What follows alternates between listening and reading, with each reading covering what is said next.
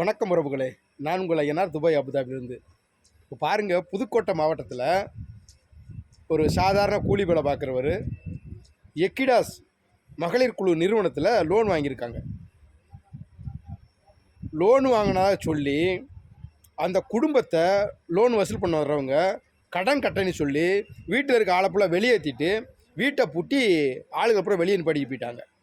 என்ன ஏதுன்னு விசாரிக்கும் போது பார்த்தீங்கன்னா, அந்த வீட்டில் குடியிருக்காருல அவரோட அக்கா, அவங்க அக்கா வந்து 1,80,000 லோன் வாங்கியிருக்காங்க. யார் பேரில்? இவங்க பேரில் வாங்கி அவங்க லோன் வந்து கொஞ்சம் கொஞ்சமாக கட்டியிருக்காங்க. கொஞ்ச நாள் கட்டிட்டு அப்புறம் கட்டாமல் விட்டுட்டாங்க. கட்டாமல் விட்டதுனால இப்போ வந்து எக்கிடாஸ் நிறுவனம் வந்து அந்த வீட்டை காலி பண்ணி வீட்டை பூட்டுறாங்க. பாருங்கள், ஒருத்தவங்க ஒரு உதவி பண்ணுறாங்க, உதவி பண்ணதுக்கு இவங்களுக்கு தண்டனை. ஆகையினால உறவுகளை யாருக்கும் சாமின் கையெழுத்தோ ரேஷன் கார்டோ உங்களுடைய போட்டாவோ ஆதார் கார்டோ யாருக்கும் கொடுக்காதீங்க. நீங்கள் சாமின் கையெழுத்து போட்டிங்கன்னா கடனை வாங்கிட்டு அவங்க போயிடுவாங்க. காசு அவங்க கட்டணும் வாங்கினவங்க. ஆனால் பேர் உங்கள் பேரில் வாங்கினதுனால உங்கள் வீட்டில் சப்சி பண்ணுறாங்க. இது தேவையா? சொல்லுங்கள் பார்ப்போம்.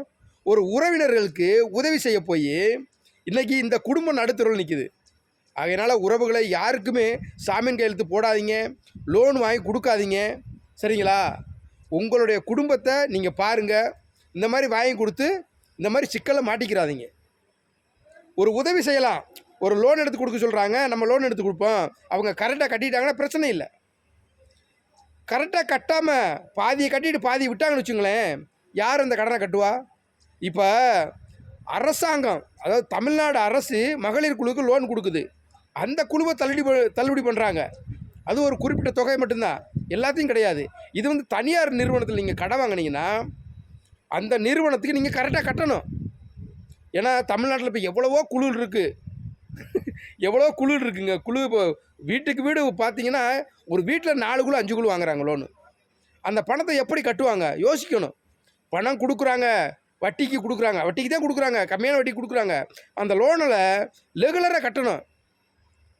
நீங்கள் பேங்கில் போய் நகையை அடை வச்சு வட்டிக்கு பணம் வாங்கிட்டு வந்தீங்கன்னு வச்சுங்களேன், அவங்க ஒரு வருஷத்துக்கு ஒரு கதை மாற்றி வைக்க சொல்லுவாங்க, வட்டி கட்ட சொல்லுவாங்க.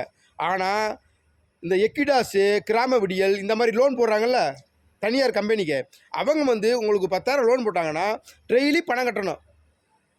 இன்னைக்கு கட்ட வேண்டிய காசு இன்றைக்கே கட்டணும், நாளைக்கு கட்டணும் ஏற்றுக்கிற மாட்டாங்க.